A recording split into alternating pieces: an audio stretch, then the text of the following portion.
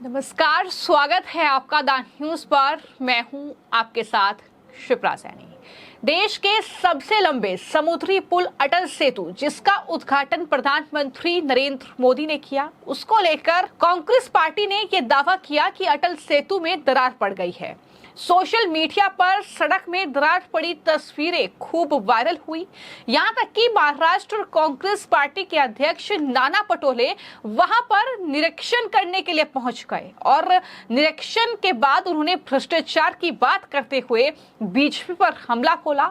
लेकिन जब सच्चाई सामने आई इस पूरी खबर की, तो एक बार फिर से कांग्रेस पार्टी की झूठ की फैक्ट्री की पोल खुल गई। जी हां, नाना पटोले, जो कि महाराष्ट्र कांग्रेस पार्टी के अध्यक्ष हैं, उनके दावों पर पुल प्रोजेक्ट के जो प्रमुख हैं, उन्होंने साफ तौर पर कहा कि नाना पटोले जो दावा कर रहे हैं कि अटल सेतु में दरार आ गई है, ये बड़ा घोटाला मोदी सरकार में हुआ है, ये पूरी तरीके से भ्रामक है, ये झूठा है। उन्होंने कहा कि ऐसा कुछ भी नहीं हुआ है। दरार रोड के फुटपाथ वाले भाग में आई है और इसके मरम्मत का काम चल रहा है। यानी जहां पर नाना पटोले पहुंचे थे, वहां पर सिर्फ वो दरारें दिखाकर उन्होंने ये जग जाहिर करने की कोशिश की कि जो अटल सेतु कई करोड़ की लागत से ये पुल बना है और जाहिर तौर पर ये मोदी सरकार की एक बहुत बड़ी उपलब्धि इसे माना गया। लेकिन उसे किस तरीके से लोगों के सामने जो है कहीं न कहीं झूठा चीजें फैलाकर सरकार को इस पर घिरा जाए, ये एक नया तरीका कांग्रेस पार्टी ने निकाला। और चूंकि मॉनसून आ चुका है तो जाहिर तौर पर वहां खाड़ी इलाका है, जैसा कि प्रोजेक्ट के जो प्रमुख हैं उनकी तरफ से भी कहा गया कि खाड़ी इलाका होने के कारण जो है सड़कों में दरार आ जाती है और ये सर्विस रोड है, ये कोई अटल सेतु का पुल नहीं है जिसमें दरार आई है। तो ऐसे में इस तरीके से ये झूठे दावे किए जा रहे हैं। क्या कुछ इस प्रोजेक्ट के प्रमुख की तरफ से कहा गया है, सुनिए। एक्चुअली ये जो है दिस इज सर्विस रोड जो है टेम्पररी कनेक्टिंग रैम्प 5। ये जो है मेन ब्रिज का जो है कनेक्टिंग पार्ट है, जो कोस्टल रोड न बनने की वजह से लास्ट मोमेंट में बनाया गया है। यहाँ पे कॉम्पेक्शन हुआ था, हाउएवर ये नियर बाई खाड़ी रहने से पहली बारिश में सॉइल सेटल होता है, तो this are the minor cracks. और ये जो है माइनर क्रैक्स में पिलिंग का ऑलरेडी काम चालू हो गया है, इनका शाम तक के रिपेयर हो जाएगा और इसकी वजह से कोई ट्रैफिक डिस्टर्ब नहीं हुआ है। पब्लिक का जो है नॉर्मल ट्रैफिक चल रहा है एंड पब्लिक को कोई इनकन्वीनियंस नहीं होने दिया जा रहा है। Thank you.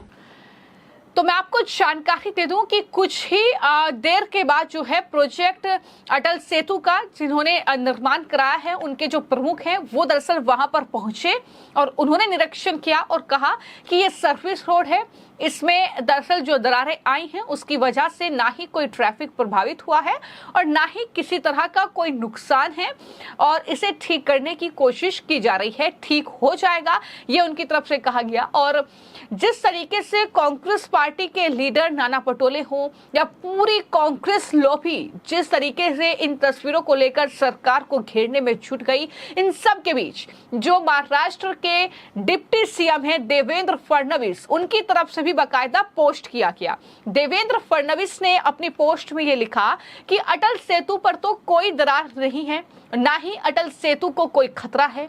ये तस्वीरें अप्रोच रोड की हैं, लेकिन एक बात साफ है कि कांग्रेस पार्टी ने झूठ के सहारे दरार का एक लंबा प्लान बना लिया है। चुनाव में संविधान बदलने की बातें, चुनाव के बाद फोन से ईवीएम अनलॉक और अब ऐसी झूठी बातें देश की जनता की इस दरार प्लान और कांग्रेस की भ्रष्ट आचरण को परास्त करेगी। ये पोस्ट था महाराष्ट्र के डिप्टी सीएम देवेंद्र फडणवीस का, जो एक जवाब के तौर पर कांग्रेस पार्टी के लिए कहीं ना कहीं उन्होंने किया था। लेकिन जैसा कि मैंने आपको जानकारी दी कि सबसे पहले अगर अटल सेतु की इस सर्विस रोड, जो कि अटल सेतु को ये रोड जोड़ती है, एक लिंक रोड इसको कह सकते हैं, दरअसल उस पर ये दरार थी और कांग्रेस पार्टी ने जिस तरीके से अटल सेतु में दरार आ गई है, अटल सेतु में घोटाला हुआ है, ये तमाम बातें सोशल मीडिया के माध्यम से कहनी शुरू की। यहाँ तक कि कांग्रेस पार्टी का जो ऑफिशियल ट्विटर हैंडल है उस पर लिखा गया कि नरेंद्र मोदी ने 6 महीने पहले अटल सेतु का उद्घाटन किया था। खूब प्रचार हुआ, खूब फोटो क्लिक हुई। अब खबर है कि 18,000 करोड़ में बने अटल सेतु में दरार आ गई है। ये साफ तौर पर भ्रष्टाचार का मामला है। इतना ही नहीं, नाना पटोले ने तो यहां तक कह दिया मामला गंभीर है। हमारी मांग है कि हाईकोर्ट इस पर संज्ञान ले और मामले की जांच कराए।